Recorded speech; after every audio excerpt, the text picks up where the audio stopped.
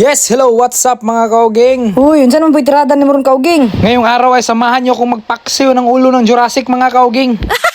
Ay, ulo pala ng lechong baboy mga kauging. Mura man lagi nag-askal ng kauging. Uy, simba ko kaya pasintabi po sa mga kaibigan natin hindi kumakain ng lechong baboy. Tinapat ko talaga yung palad ko dito mga kauging para makita nyo kung gaano siya kaliit. Ito nga pala yung tinatawag na lechon de leche mga kauging. At kaya ito tinawag na lechon de leche kasi pagkatapos mong kumain mapapamura ka talaga. Dahil na rin sa sobrang sarap at sobrang nakakabitin. Nasa 12 to 15 kilos lang yung live weight nito mga kauging. At in fairness naman sa lahat ng lechon na natikman ko mga kauging, nasa ganitong kaliit talaga yung napakasarap mga kauging. Kasi napakatagal mong mabibidli at masusumul.